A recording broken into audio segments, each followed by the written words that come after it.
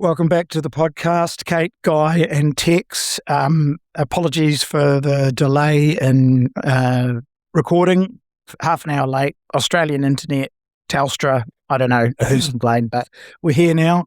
Everyone good? Tex, I'm in Brisbane. How's Auckland treating you? It's warmer today, so that's the start. But no, it's good. Had some rain yesterday, but I like Auckland. Last week was a magical week of weather, actually. I would do like a perfect winter's week, I think. Yeah. Okay. Update on the nerve pain and sciatica. Are we on top of it? Are we moving in the right direction?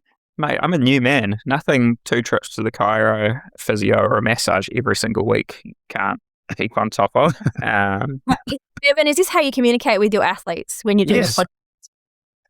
Multitasking. At some point during this episode, I'm going to get my training for the week and everyone will have the same. Guy will be writing it down.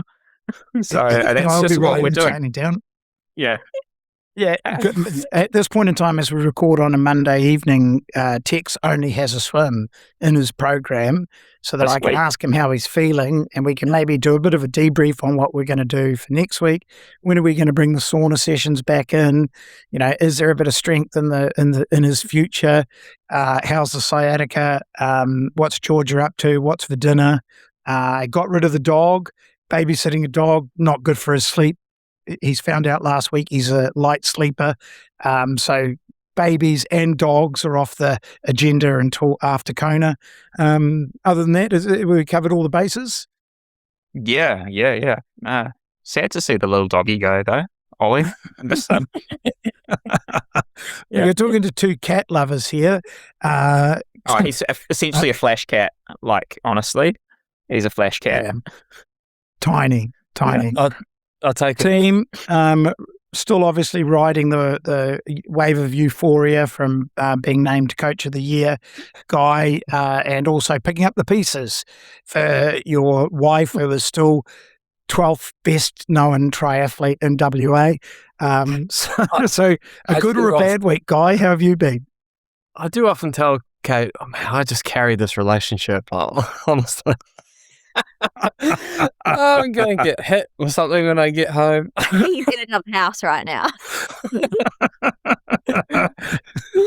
So we've forced a separation in the Crawford-Bevilacqua marriage by making them podcast from separate houses because internet, as I found out in Brisbane, is about as flash as what it is in WA, and now we've forced them into opposite houses, and all of a sudden we're probably going to find that Kate moves out permanently, or Guy moves out permanently.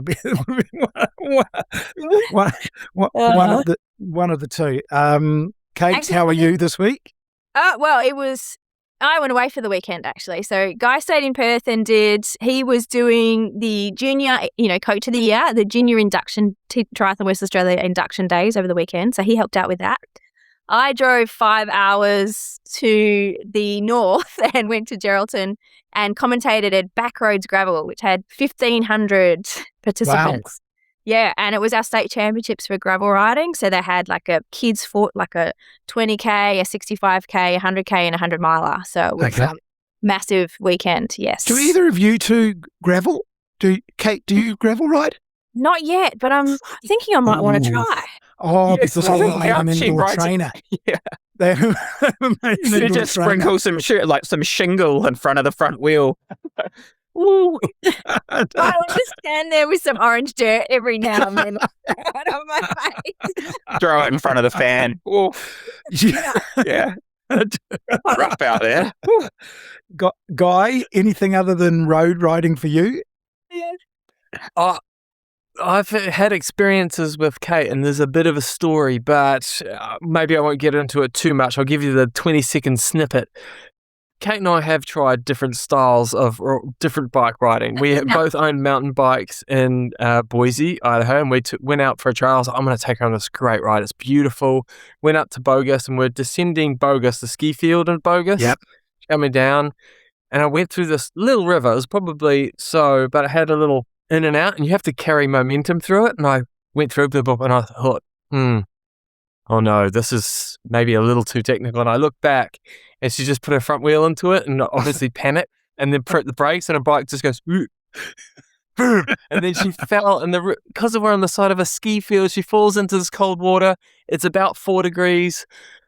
The aftermath is we're descending 16 kilometers on the road. She's got my jacket and my gloves, and I am freezing. Feels like it's like -8 or something. I was like, oh! And I thought to myself, never again. She got home and she's like, never again. So anyway, you said gravel, and I'm like, yeah, on the trainer, like Jack says, probably a good idea. And since then, she's stuck to her word, never again. I haven't. He actually said to me, maybe not until you retire because you might break something. But hey, I'm retired, so why not? Well, there you go. So how was your knowledge of gravel? Tex would be all over this kind of stuff, but what's your knowledge of the gravel scene? Oh, this was my first experience, so it was great because I was commentating with Rob, with another commentator from WA, so I was able to, learn a lot from him, to talk to the athletes. It was great to be exposed to a different environment, and it's just, it was a tough day because we've had some pretty bad weather over the weekend, but I obviously need to learn a lot more about it, which is fine. I don't mind that. I didn't actually realise that we were asking what was, like a professional commentator to come on the podcast on a regular basis, but it's quite obvious that that's the case. You're welcome, bud. Talking about not you, Guy. Talking about off-road riding as such, our own Sammie Maxwell is back on the World Cup circuit, mountain biking, Tex. I saw you were pretty happy with that. Did you see that? Yeah. Was it? I don't know if you World Cup circuit first up. I think it's a Swiss Cup. So it's outside of kind of like what you got in triathlon, like WTCS, but she's back racing, which is epic. I think a lot of the New Zealand sort of mountain bike and cycling fraternities pretty excited to see that she's come back, especially pretty tough to see someone walk away from the sport after winning the world sort of title last year, and then obviously had some health issues, and just actually, pretty admirable to just be able to walk away, and especially to see someone come back. I think it's pretty exciting for a lot of people. Yeah. Yes. Where's the best place to live in New Zealand if you're going to be a pro mountain biker? Where does she live? I think she's got a batch near mine. Oh, she's Taupo, which is not the best, by the way. Vegas, not the best mountain biking, but it's obviously the best training environment, and it's where potentially all those elite coaches and athletes and people tend to gravitate towards. Guys, she spent a lot of time living in Morzine during the season. A lot of them live in Morzine for the cross country and downhill enduro circuit. It's an easy base that they can move around. Yeah. Well, there's a World Cup in Leger. Yeah. Which makes sense. Yeah. That's freaking cool, eh? Anyway, I'm sorry, Bevan, I'm sidetracking. You're pulling us away from triathlon. There was a few triathlons on the weekend. We won't dwell on them for too long. Rio de Janeiro had a 70.3 race. I think Jennifer Arnold and a friend of yours, Tex, who you managed to beat in the Challenge World series when that still existed, Ogden. He was successful there, which was actually a pretty decent win for him because he's a pretty solid athlete. You got to travel a long way around the world to get these 70.3 victories. There was some World Cup racing in Paraguay as well. The most notable, I think, success story from there is for us Kiwis. Sorry about the Australians listening. And Dylan McCulloch, who's stepped back onto the World Cup scene and looks in very good form because that's back-to-back wins for him at the World Cup level, isn't it, Guy?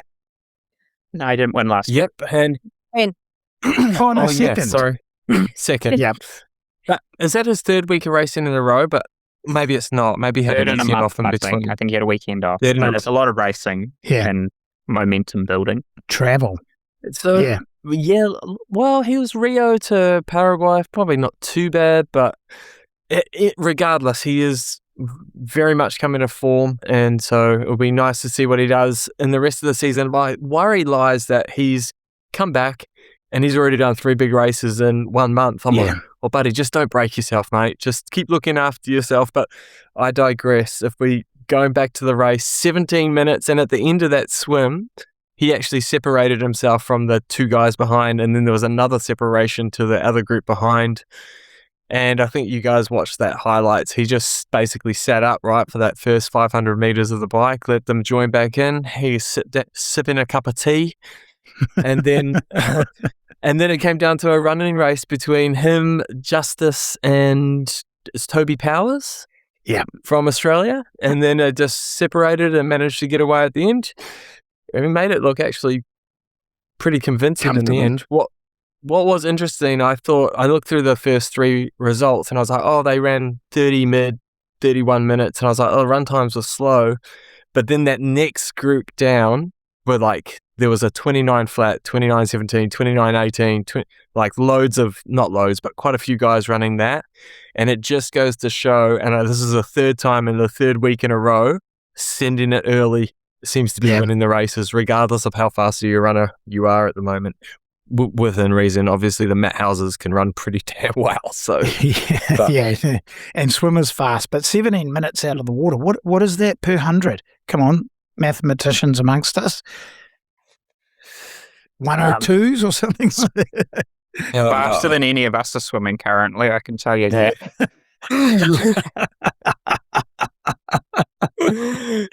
Yes. So that's a good way to describe it, actually. But it's nice to see him back and another weekend of racing. I know we have Pro Series coming up this coming weekend in Kalmar, which is going to be obviously a big race. But we did have one more 70.3 over in Cebu, and unfortunately, I thought at least one of you two, I know Tex hasn't done it, had done this race before, and I was expecting you to say yes you had, and that it was as hot as the face of the sun looking at the run times that they produced. But Kate, the word on the street is from people that you know locally to the race, it wasn't as brutal as maybe some of the run splits would have suggested.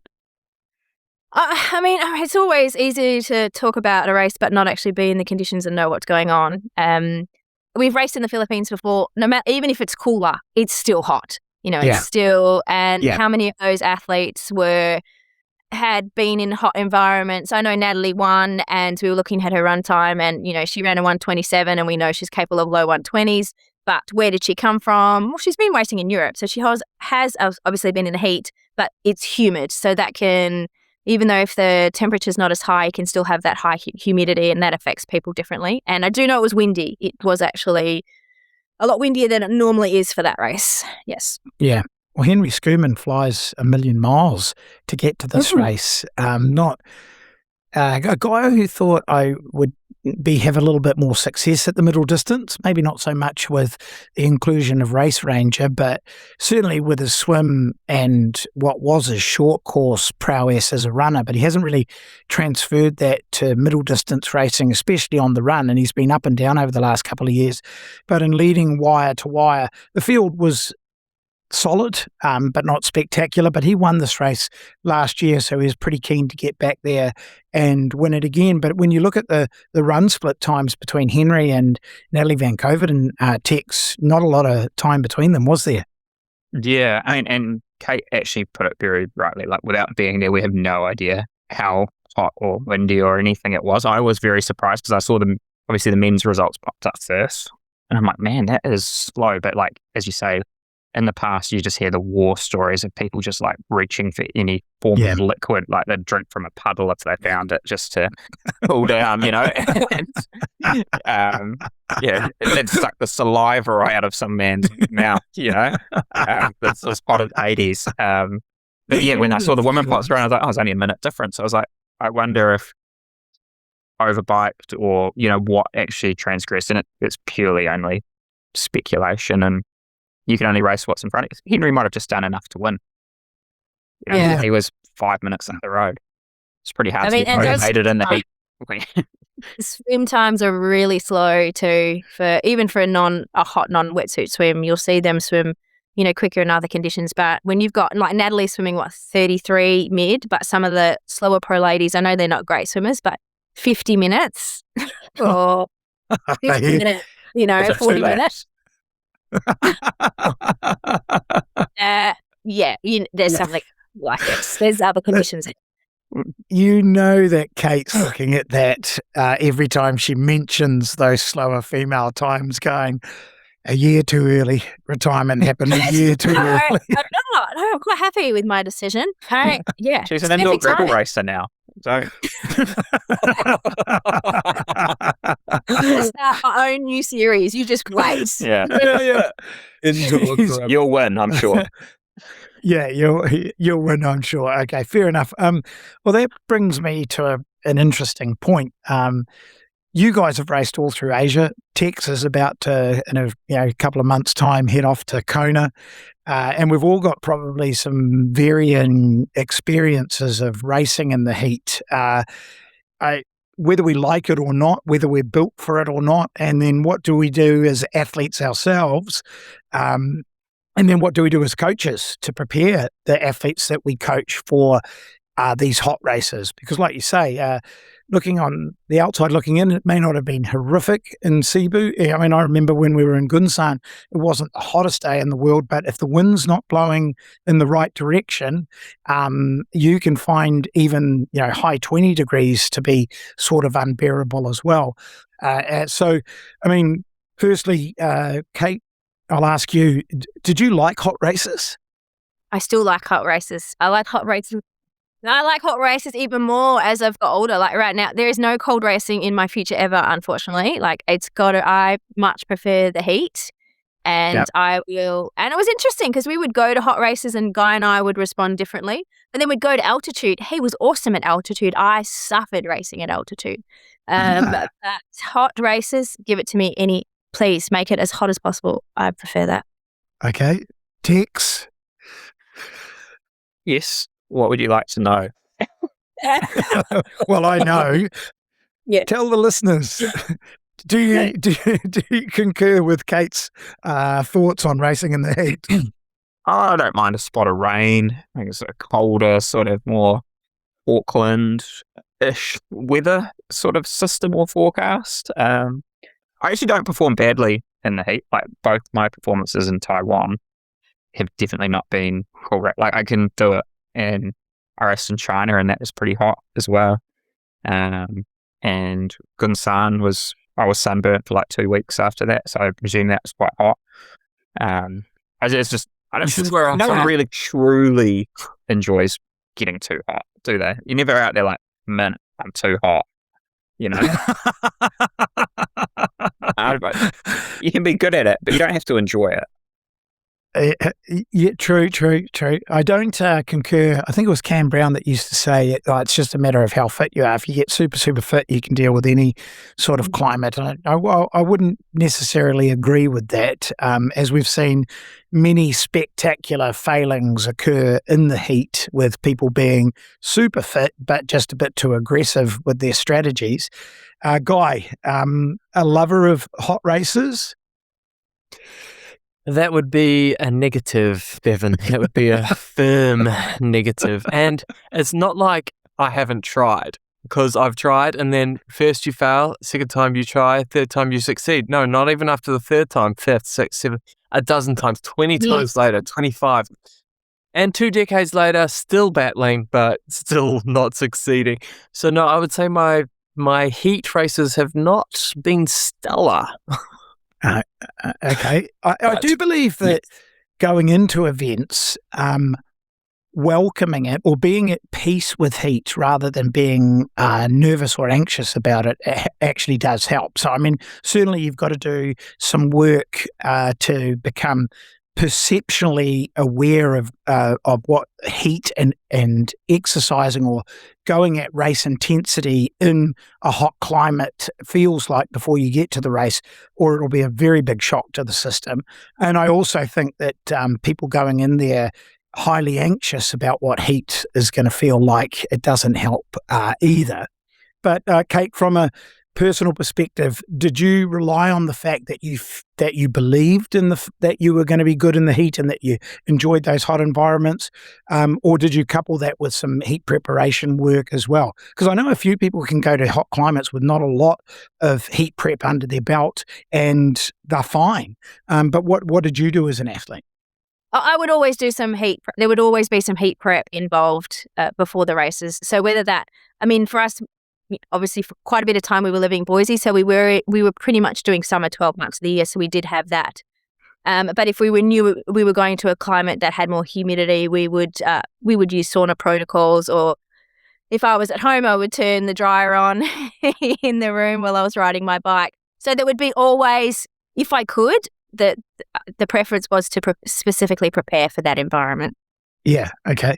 And Tex, we've tried a few different things, but not all of them really work for you at times, because sometimes like sauna work on top of the last sort of weeks of the physical preparation as it leads into a big race can sometimes upset the apple cart, because at the end of the day, when you're doing some heat stress or heat acclimation work, it is another stressor that you have to deal with on top of the training that you're actually trying to finish off in preparation for these races. And it can leave you quite depleted and in need of even more recovery time than what you have available to yourself. So we've played around with saunas, but sometimes it has and hasn't worked for you. Yeah, like we've done it well, and we've done it, like I think for Ironman New Zealand this year, we were about to do it just because we were like sort of going to start backing off the training. And I think by the second session, I was like, oh, let's just call it here. I can already see I'm about to get sick. I was like, and we cut it, just forego the sauna work, and then I didn't get sick. And I'm sure if we'd done day 3, 4 in the sauna, it was just add a bit of 30 minutes of stress each day that was just like we didn't need. It was like turn up to, Ironman New Zealand in the best shape possible rather than trying to, get just that little bit more out. It's better to turn up healthy on the start line rather than sick. Yeah, but we've done it a few different ways, and I don't mind the sauna. It's just trying to fit it in, and as you say, it's an extra session that sometimes you don't need. Yeah, totally. Well, the reason that people might say, well, why is Jack doing heat stress work for a race like Ironman New Zealand, where he's not going to actually end up racing in really, really hot conditions? We've used it for both temperate climate races and also for preparing athletes for the heat as well, because of the extra plasma volume, that shift that we actually get as someone starts to acclimatize to heat stress, and we get a lower associated cardiac output as a result of that. So therefore we get a little bit of an economy benefit from applying some heat stress work on top of the training, even if we're going into a temperate climate race. So it's sort of an additive. Sometimes it's absolutely necessary, obviously, in a hot race that you're about to go to, or it might be just an additional little bit of icing that you're trying to layer to that cake when you're trying to get that extra 1 or 2% performance gain, even in colder races. Guy, what did you do? Were you a sauna person, or were you looking at just rugging up a little bit more? Because there's plenty of ways that you can actually stress the body and make it overheat. Yeah, so there's a few things that I like to do and a few things that Kate made me do. So the saunas are actually still going on. Yeah, it's still going on now. Like this morning, she's like, right, the sauna. I'm like, man. So 20 minutes in the sauna today, but I feel like I come out of that with a worse hangover. It's like anyway, we do that at least. No, today. I don't think that is a fair question, Jack. Hold on, Kate was away for the weekend, so we're talking Monday morning after Sunday when she got back. Yeah, he was hungover. Saturday and Sunday hungover, but not Monday. So again, we digress. IPAs, they are good but bad. I wore a core body monitor heat sensor for a year or so to measure that. And I've got some interesting stuff on that. Is I was never hot enough, but I felt super hot. It would never tell me I was that hot. I'm like, this thing's broken. So I'm like, go and like try it again. I'm like, mate, you have to be really hot. But but my favorite thing, another temperature monitor to like validate what you were using. No, I didn't. So interesting. Because the core monitor, albeit is rigorously validated by all accounts, I've had that same feedback from athletes before, saying that they didn't get up to the sort of core temperatures, because basically the target core temperature is somewhere around about 38.5 degrees Celsius, and there's no real need to push further than that to start to see the body reacting to the stress on top of it. But I find that some people who are really susceptible to heat stress, the perception of how hot they are is unbearable well before they get to that 38.5 degree mark. And so what we've got to listen to is don't ignore what your brain is telling you. I mean, even though the science might say 38 degrees, at 38.5 degrees or hotter that you're trying to get the body, if the athlete is saying, I'm tapping out at, and the core sense is saying, stay in there, listen to the athlete, because you could have been already experiencing, your threshold might just be a little bit lower than what the scientific literature is saying at the time. And the core sensor could have seen you pass out, which is not a great outcome when you're trying to do heat stress work. I would have litres on the ground of body fluid, litres, and I'd be at like 38.1 or 38.2, and I'd just be like, I've just lost 6 litres of body weight. Yeah. I can't. Like, I'm in strife here. Yeah. Well, that's the thing. I think as if we're giving this advice to our coaches or to our athletes as such as coaches, never push past what is uncomfortable. If you start to feel dizzy, let's say if we're doing passive heat stress work, which is not exercising but applying heat to the body, it could be a hot tub, could be a sauna. Those are things that you can manage quite well, but certainly don't push to, as Guy's describing, to the point where all of a sudden it's like your health is actually going to suffer as a result of it. So don't black out in a sauna because you can't drag yourself out of it. So we're sitting in the sauna, we'll be sitting next to each other and it'll be like 10 minutes, 12 minutes, and I'll look over, 15 minutes, he's dripping with sweat. And I haven't started sweating yet. You probably have to take your hoodie off. Guys, I'm getting hot. And he's like, no, he's not sweating yet. And so he'll get out at 20 minutes and I get out at 30 minutes because I'm like, I can take another 10 minutes. Yeah. Well, everyone's going to have their own personal threshold. Tex and I have been in saunas before, and because I wouldn't say I'm better at the heat stress stuff, but I've probably done it more often than Tex in my life, and we might have just a slightly different threshold. Both people enter the sauna at the same time. It also is a lot to do with the body temperature that you take into the sauna as well. Like a lot of people will encourage you to try to fast track the stress effects is to go for a run beforehand and then immediately get into the sauna when your core temperatures are a little bit more elevated. One of the things that we did where Tex was concerned did we use the air thermometer, or was it Chris Beckman said I had doing that? You told me to get one, and then we parked it. That's right. Yeah. Told you to get one, and then 2 sessions in we said flag that, because you can go for the core sensor, but you can simply go for a validated medical grade air thermometer, which is another way of checking in on what the core temperature is. So the core sensor being a little bit more expensive, you can get these things through Chemist Warehouse or something similar, and you'll get a very good idea of what the internal temperature of the body is. As long as it's not the $2 one, make sure that it is at least medical grade, and you will be able to check what that core temperature is. I don't know, have you guys ever done anything like that, Kate? No, I haven't. No, I've only done not taking the temperature of me, but when I've been doing heat sessions in a particular room, I've been measuring the temperature and the humidity of the room that I was training in. Okay. Yep. Okay, well, passive is actually not as good as... Yeah, I'm waiting for someone to say that. And then it goes under the tongue. Look. No. The tongue one. Okay.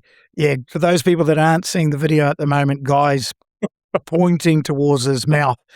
We were thinking he was wanting us to talk about the rectal thermometer that he obviously wants Kate to buy, but not for the sauna at the public pool. Guy, you can't ask Kate to check your temperature at the pool with a rectal thermometer. Bend over, babe. I'll check for you. Oh, you got my back, girl. That's why I love you. See? She knows what's up. Passive is not as good as active. Based on the scientific literature, I actually would prefer to do passive because active heat stress, actually exercising in the heat, whether it be an environmental chamber or overdressing, is really can be quite difficult. Not so much difficult, but it certainly is a more uncomfortable way to try to achieve some acclimation. But it's, as seen in the literature, a little bit more effective. Tex, you've overdressed a lot. We did that in France last year before going to Nice for the World Champs, or the year before. It's horrible, isn't it? Yeah, it sucked. I was wearing my rain jacket inside, and I was just sweating through layers, much to your guys' delight. I think I sat under the heat pump as well, and it would have been like 30 degrees outside, and you're like, not hot enough. I mean, my question is obviously it's more, the literature says it's more effective, but then how long is the recovery of having to do that, and how does that affect years, future, sessions? Years. Yeah. Yes. We're still rehydrating him now. 18 months later. Oh, I thought you meant mentally. I have nightmares still. Yeah. Well, that is true, but you don't need to get the heart rate up as high. So, say, for example, we talked about setting thresholds the other week, and we talked about the aerobic threshold, which a lot of people know as sort of the top of zone 2 in, say, a 5-zone training system. You really only have to get the heart rate up until about that kind of level, but it's the extra duration that you have to go to, because typically if you're trying to overheat, you probably need to go for about an hour. I think you'll get a more profound effect from it, and a lot of people prefer it. I think, you talk about that core body sensor which measures temperature. Well, they came up with that suit. I'm sure you've seen a lot of the pro athletes going around last year wearing the full zip-up. What? It looks like some forensic suit as well, and doing their workout in there. That does not look particularly pleasant at all, but it's probably based on the scientific literature, as I say, that it's a more effective way to get the heat acclimation work done. But from a recovery perspective, Kate, I think you've just got to really listen to the athlete and to how they're feeling. Hydration, at least 500 mils, the science says, during the session, and then slowly rehydrate afterwards and turn the urine actually returns to a more normal colour, but just be really careful with it as well. And if you're new to doing it, break yourself in gently, because as we've mentioned previously, it is another stress and it can wipe you out. It can take what feels like an easy aerobic session, you add the extra overdressing to it, and it becomes a pretty tough session to manage and recover from. So what would you do? Do you guys get your athletes to overheat at all by doing overdressing, Guy? Yep.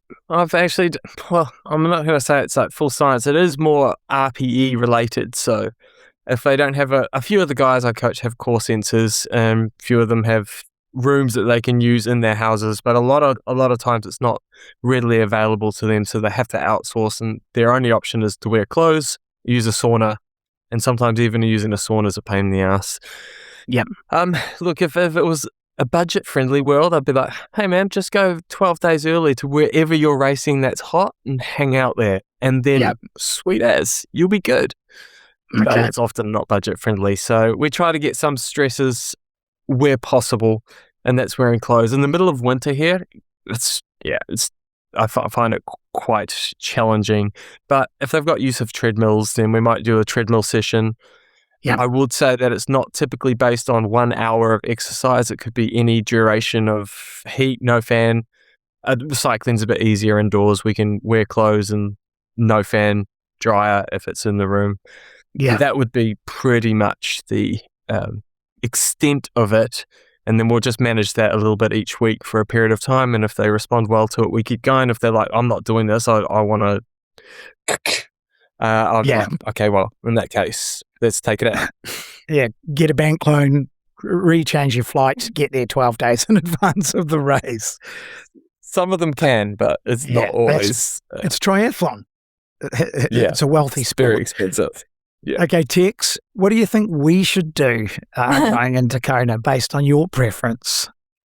Oh, we're doing coaching chat. Well, I don't like at the moment. I think we should probably do some training for the next few weeks. Yeah, get pretty solid. Yeah, good, I've been wearing more layers than I would have historically at this time of the year. Like I ran yesterday in a rain jacket, which is pretty big for me. So I have been overdressing, albeit overdressing when it's 5 degrees is maybe dressing appropriately. Kate comes overdressed to the podcast recording. She's already doing her sitting here. It's fine. Yeah, guys in a t-shirt, Kate's overdressed. Well, I do think that we have to be careful as we prepare for Kona. And my preference would be to, where Jack's concerned, from a time management perspective, a sauna always becomes that extra thing you've got to do. And the timing of a sauna, I believe, should happen as the last session of the day. And that's not easy for a lot of people because they've already been to the pool or they've been to the facility. But if you try to do a swim and then sauna thereafter, and it's your first session of the day, you're really going to compromise the rest of your training for the day. So the sauna does become, well, as Guy has found out this morning, the sauna has become a difficult one to fit in. So the overdressing during an elongated warm down, having already performed a session, is probably going to be the way that Tex and I go about it. So I think, that's important. Kate, do you ever think in terms of how many exposures? Is it something that you think I want to get start 2 or 3 weeks out, or I want to get X amount of heat exposures in there, or is it a little bit more done based on where it fits into the athlete's program and what is that extra available time? And I know I do. We do plan it and be like, hey, this many weeks out, we're just going to try and put this in for 2 or 3 weeks. I think some people think, I should be doing it for months, and you don't. You don't need to be doing it for that length of time. They get caught up in, I'm racing Kona in 3 months' time. I need to start sitting in the sauna now. Whereas you don't need to be doing it. So you can do, a lot of the hard training, a lot of the hard work, and then build that into the program. Like I said, a few weeks out from race day. So I will, but look, I would say a lot of my athletes, they already like to go in a sauna, not for heat purposes, but for recovery purposes, for, mental relaxation purposes. A lot of them already do it, just part of their general day-to-day. And I haven't specifically told them to, but they like to do it, especially in winter. They like it. And do you know what? That means that they're sort of halfway there by the time they actually start to do maybe something more specific for their race. And again, the science is only looking at certain cohorts, and so it does like to come up with what are the recommended minimums as such. But if we do talk about the recommended minimums, and years ago, Dr. Stacey Sims, a colleague and friend, was very adamant when she said to me that women are different to men. Stacey's been involved in female science for so long now, and said that women need to prepare themselves differently for races in terms of the duration and number of exposures that they need to get the same heat acclimation benefit as they go into races. And I did see that this was reiterated by someone here at High Performance Sport New Zealand, works out of AUT here in Auckland, and Julia Casadillo has been on our podcast years ago, not talking about no, actually, she was talking about heat at the time, but she also believes that female athletes need a slightly different protocol from men, which I think was really interesting. But it's worth noting as well, because they believe that the female athlete needs a longer block that lasts somewhere between 10 to 14 days, whereas men can get meaningful adaptation after about 4 to 7 days. So that's something worth considering as well. And you can't have too much time in between those exposures. So we're really looking at sometimes either consecutive days or at bare minimum at least 3 times a week, because if you do drop below sort of 3 times a week, you sort of get the body, the memory of that heat stress fades over time, and you don't build up the sort of the tolerance and the adaptation that you're after. So I think those two things are pretty important as well. And I probably am guilty in not being as considered for female athletes as I am to the men. And it's just a good reminder to me that maybe, if the science says the female athlete should start this a little bit earlier in their prep than men, I think it's not going to hurt anyone if we follow what the science says. So it's a good reminder. On that note, however, Tex, when should we start? And then not only when should we start, the last thing I want to ask for you guys is there's some evidence. I mean, we all know in hot races, we've talked about this from the Cebu 70.3. As athletes, did you ever consciously downregulate what your performance expectations were going to be on race day in advance of the race? Because there is some pretty good science out there to say, that performance will be X% lower in hot climates than it will be in temperate climates. But as athletes, do you ever go out there already with that in the back of your mind and with some hard and fast numbers? Or do you go out there and just see how the body's feeling as the race actually starts to unfold, and then make the adjustments on the fly? Tex, what happens for you once you get out there?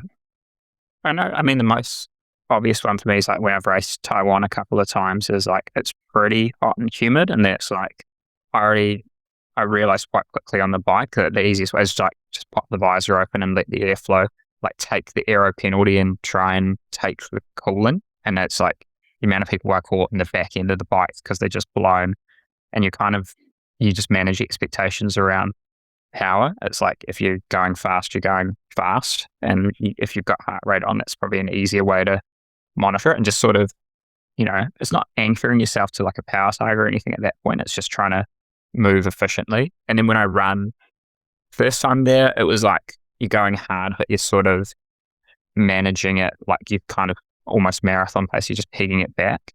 And then the next time when I was there, I was like catching, but I remember trying to accelerate in the last 2K, and it was almost like a headache came on. I was like, nah, this is actually the limit of if I push harder, I don't finish the race. Or if I hold it here, I've got second and the guy in front of me is fading.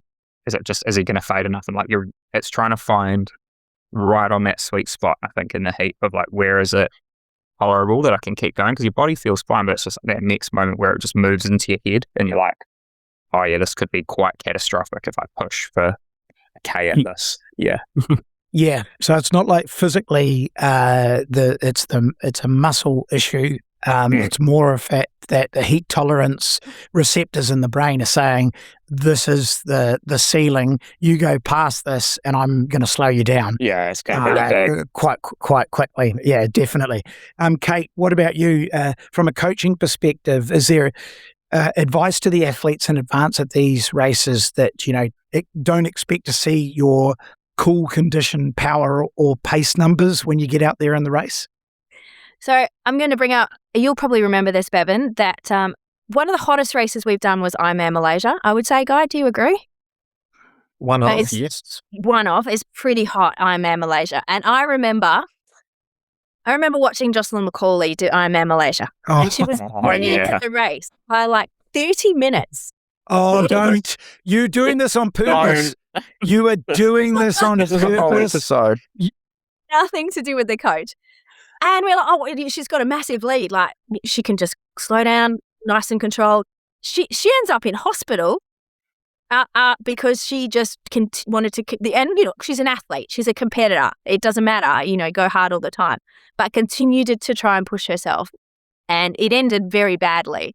And it's exactly what you're talking about, Tex. Like, just me personally as an athlete, I was never at a hot race with the expectations of going fast or, running a PB. It was, okay, I'm just going to do the best I can with what I've got on this day in these conditions, because these races tend to be more about survival than anything else. And the smartest athlete will have the best day.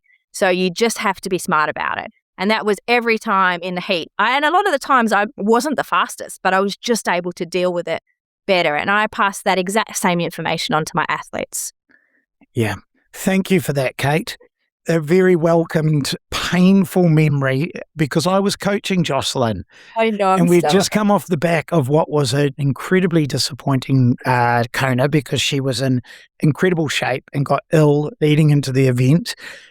Just so we get the context out there, so that if people go, wasn't Bevan coaching her through this? I just want people to understand it was a difficult conversation when Jocelyn immediately pivoted to Ironman Malaysia. And I said, look, if you do decide to race and you end up with a significant lead, please do not push hard to the finish. Manage yourself, which she said she would do, and she did not do at all, because she was too worried about posting a finish time that people said was a soft qualification to Kona, and she didn't finish as a result of it, because with a 30-minute lead, she could have walked most of the marathon.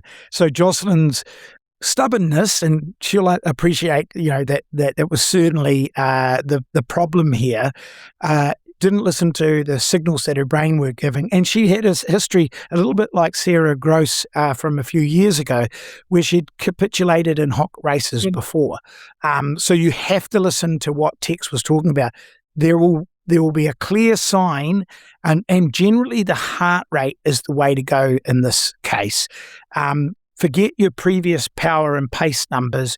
Work towards heart rates that you would expect to be appropriate for the distance. And if you see power and pace numbers that are a lot lower than that, you just got to accept it.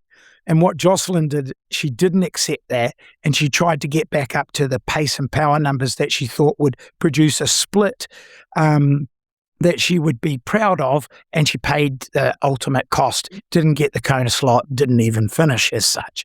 And this is where the science can help us to understand that as well, because in road cycling, there's enough evidence out there now to say between 30 and 35 degrees, they expect somewhere between a 2 to 7% drop-off in power production. If it goes higher than 35 degrees, it's even worse than that. They say that anywhere between 9 to 18% reduction in power outputs. And this is why I mentioned heart rate.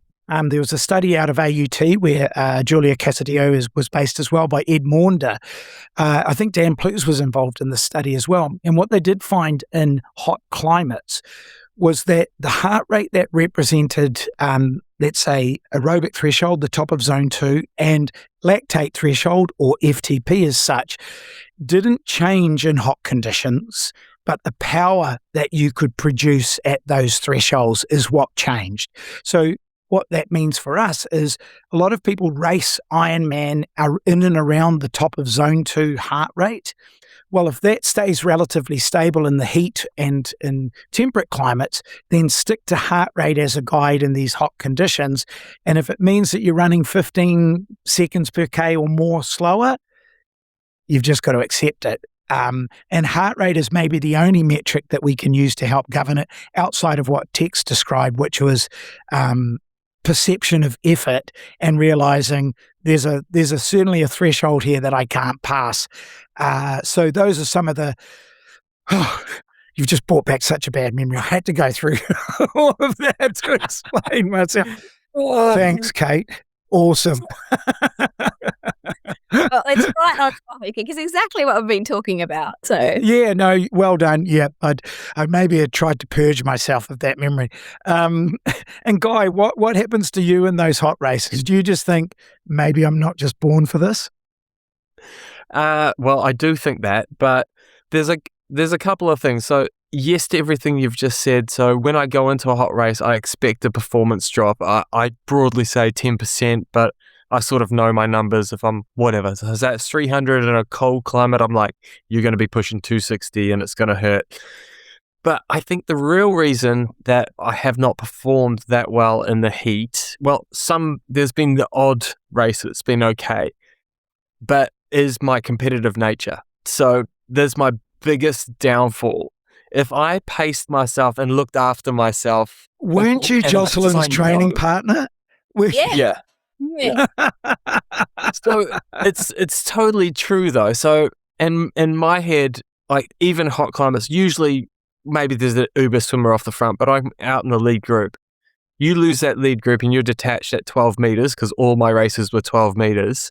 You don't lose 2 minutes, you lose 7 minutes or whatever. I would lose 7 minutes, game over. You're not getting paid, time to go home, pack your bike. So you get nothing out of it. So the risk reward for me was like, I've got to risk it because I can't run like Jack. I'm not running through these guys. Yes. They're running through me. So what's the game plan? And sometimes it turned out all right, but I would say 80% of the time it didn't. But if I just rode 260 watts instead of 300 to 250, which is pretty much what happened. So I'm not saying it's the way to go, but I am giving myself probably a little bit of justification for my poor performances. But it's just truth. I just self-sabotaged many a time for a result that only seldomly came. But I probably wouldn't change it. I would definitely change it for an age group athlete or someone that suffers in the heat. And depending on the quality of the race for an elite athlete, I would also change it for them. So it's not saying I would tell you to do what I do. I totally wouldn't, especially if the race dynamics are different. But it is one of the reasons why I perform so poorly. If I looked after myself, maybe the outcomes would have been mildly better, but you would have been out of the race, come fifth and no one cares anyway. It's the difference between pro and age group racing, because you wouldn't... you wouldn't give a race plan like that to any age group, but because those races unfold completely differently. And the thing about heat is the moment you pass that threshold, there's no coming back. It's side of the road stuff. It's into the ice baths or it's off to the hospital in the most extreme cases. So especially, and you talk about, Tex, you'll talk about Taiwan, even in the 70.3 races, the heat really comes home to roost by the time you get to the run. It's not really something that you feel is overcoming you on the bike ride because we've got that extra airflow. I mean, this is how we cool the skin and how the blood cools the body down and keeps the core temperature in control. But it's the run that is where it all falls apart. And even in a half distance race like Taiwan, Tex, people are walking. Very, very early in these races, Ironman Malaysia being the same thing. It's not about whether you can scratch your way to the finish. It's game over, isn't it? If you go past that threshold. And Tex, you've seen that time and time again at the races you've been to in Asia. Yeah, even in China as well. I mean, I did the opposite of Guy. I let the race go up the road. I wasn't having a great day on the bike, but I think I came off and it was when the World Challenge Series. I had to come off the bike in 6th and then run my way back through. But as a result, I ran one of the fastest run splits because I didn't bury myself on the bike and overheat. It was kind of managing the conditions accordingly. I think it's pretty important to, even as a pro, to sort of respect those conditions. And heat stroke's no joke, eh? It's like, I don't know, I'm no rocket brain surgeon, but it'd be like a concussion, like you're cooking your brain. Like if you get a heat stroke, you're out for a long time. Like you're not going to race next weekend or the weekend after. Like you've got some proper downtime coming up to let your brain heal. So it's not really worth it. So no more hot races. And we've seen that. Yeah, we've seen that so many times. Like Sarah True, did I say Sarah Gross or Sarah True? Yeah, Sarah True is a Gross. Yeah. Well, I work for this production. Is it maiden or married? She's True. Ben True's her husband, right? Yeah. Ian True's her husband, yeah, exactly. So it was Sarah Gross when she started, Sarah True when she was married. Well, it really undermined her.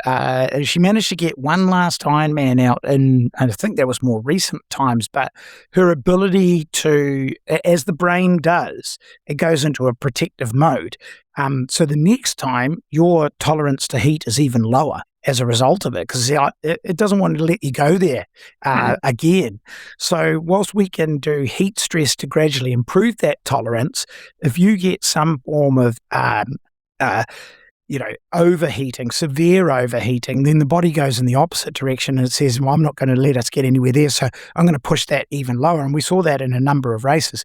Remember, was it the Commonwealth Games marathon a couple of years ago, Tex, where that was scary. Yeah. That was scary to watch Hawkins, and he didn't know if he'd won. He woke up in the ambulance and he said, did I win? And I was like, nah, CNF'd. And he was, but it was carnage. It was so hot in the Gold Coast and they were falling like flies. And to watch that, the wobbly sort of foot, and then he just hit the gutter and then he hit it and just went over, and you can't give the outside assist. Oh, it was so painful to watch. Yeah. Man. Yeah, he could have done himself a disservice because he was running right close to the edge of the curb.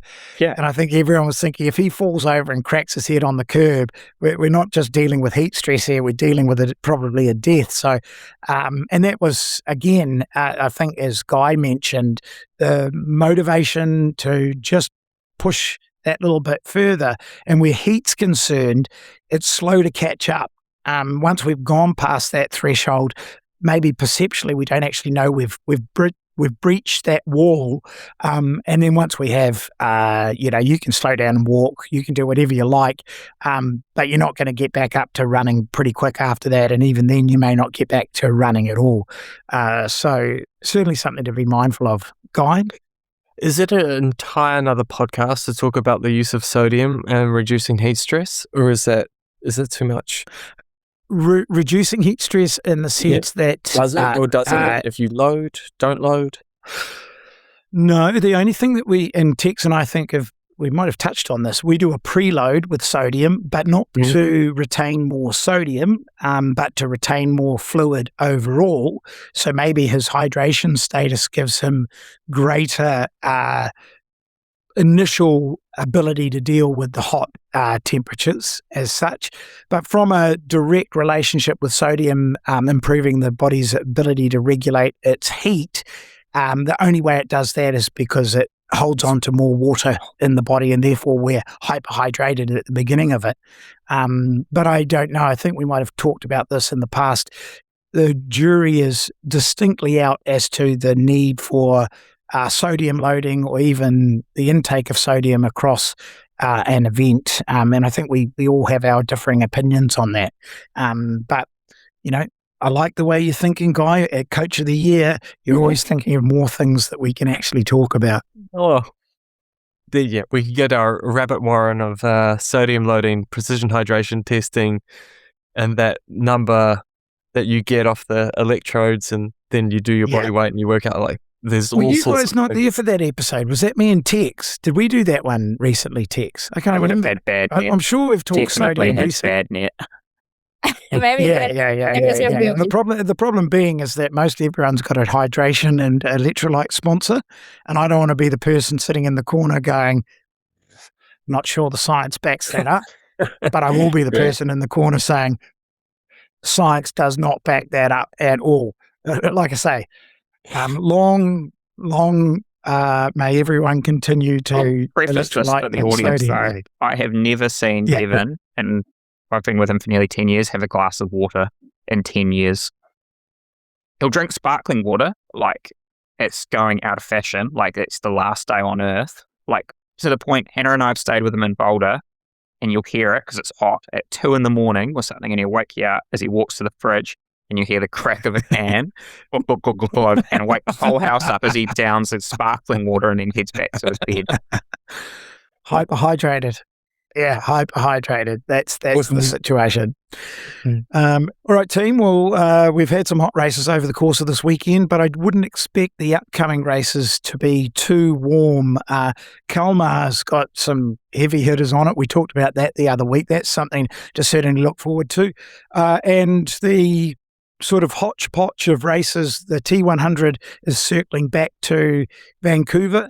Not probably carrying the same momentum as what we're following with the Pro Ironman series at the moment, but we get the female only race in Vancouver. Kate Waugh is back on the start list there, so she's been a long time away with injury now. I don't even know who's an expert on the T100 racing. When would Kate Waugh have raced last? Last year in the T100, I think, in Qatar. Wow. Yeah, don't think she hasn't been on a start line for T100 this year. Okay. She Wow. has been racing short course, though. Yeah, some short course. Yeah, she's done a little bit of short course racing. And at this point in time, the field's not looking too bad for that Vancouver race. Who's covering this? Kate, female only race in Vancouver. What are we looking at? Oh, it could be no, it's the middle of summer. They've had a lot of bad fires in BC. I'm not sure exactly where they are, but I don't expect that to affect anything. But who's going to be there? Well, Hannah's going to be there, isn't she? Sure Hannah's racing. Yep. Yeah, Yep. I'm not sure who the other. I'll have to have a look and we'll have a chat about it. That will be my job next Monday, and I'm very excited about it. Oh, a consummate commentator. Yeah, coming back in, not being caught out. Politician and also commentator caught up in one. All right, team. Well, thank you for being patient with me with the internet. Thank you for contributing to the discussion on heat, and we look forward to next week's racing. Pretty exciting times. I'll let you go, and we'll chat next week. Sounds good. Thank you. Yeah. Bye.